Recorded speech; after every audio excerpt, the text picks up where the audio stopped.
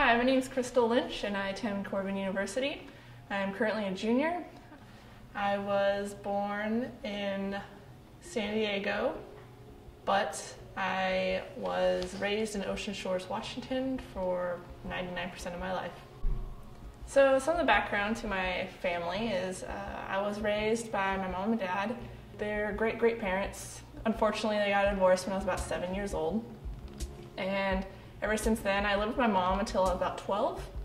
And after I turned 12, I decided, I want to live with my dad a little bit just to, he seemed really cool. So when I was 12, I moved into his house.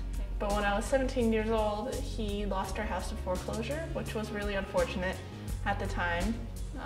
We were going to move to the next town over, and I was going into my senior year of high school, which wasn't very convenient.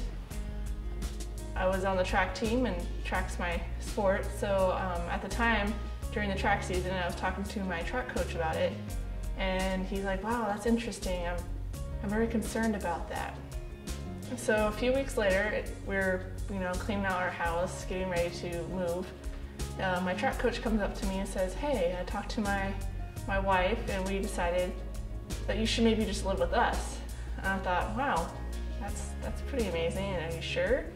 And he said, yeah, we have the space, we have a room for you, we're all ready. You just need to give us a thumbs up. I said, okay, well, I need to talk to my dad about that. So after talking to my dad about that, we agreed that that would be a great idea for me to stay at my high school for my senior year. So after that, I moved to his house, and it was great. He had a room for me. I stayed with his family. They were a really funny family, craziness, little redneck, but they taught me how a true family treats each other, how they love each other, unconditional love, which I've never really experienced that much in my life. And it's something I hope to pass on if I ever have my own children. And it's just something that everybody should learn in their lifetime. He had 4 kids already, so I was their 5th kid, I guess, to move in. And they treated me like their own. They were a really great family network. I loved it so much. They treat me so much like their own kid that I actually call them my parents now. So when I say mom and dad, I actually talk about them. And when I say my real dad, I talk about my real parents, obviously. After that, the track season started again. And my track coach was coaching me, and he was talking about how have I ever gone to church? Have I ever, been to a Christian concert? And I said, no. I mean, I knew what God was. I just wasn't that interested. So I get in his van, we drive up there, having a fun time, got hot dogs on the way. We go to this concert, and I was really nervous. I kind of stood in the back, and everybody's like, no, come to the front stage with us. And I'm like, okay.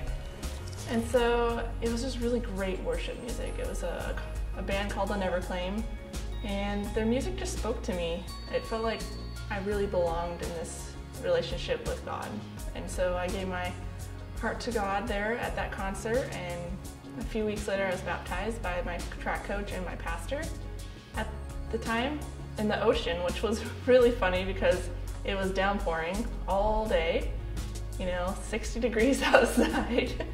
The sun came out like 20 minutes before we were supposed to get baptized, and it was beautiful, really sunny, the weather just looked great. So we went out there, still freezing in the ocean, and I got baptized, and this giant wave comes up after I get baptized and completely drenches my track coach. He was like, I wasn't prepared to be completely soaked, but I guess I got baptized too.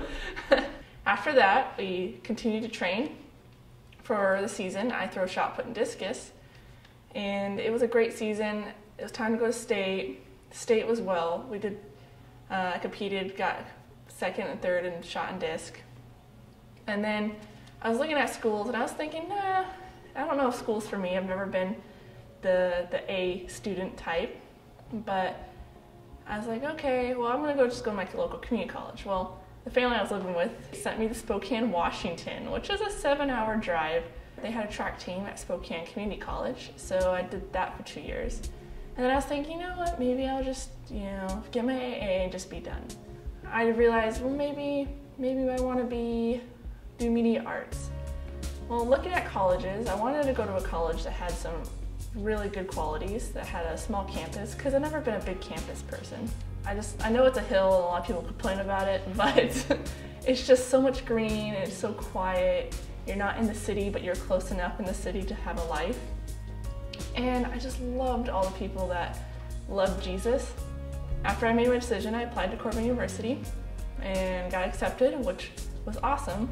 I spoke to the track coach and he was excited. He's like, yeah, come over and throw for us. So I'm doing that now.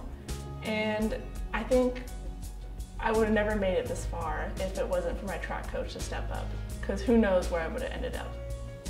And so the person I want to thank is that family, Todd and Chris Bridge. They're people who have changed my life, and they don't know it, but they have.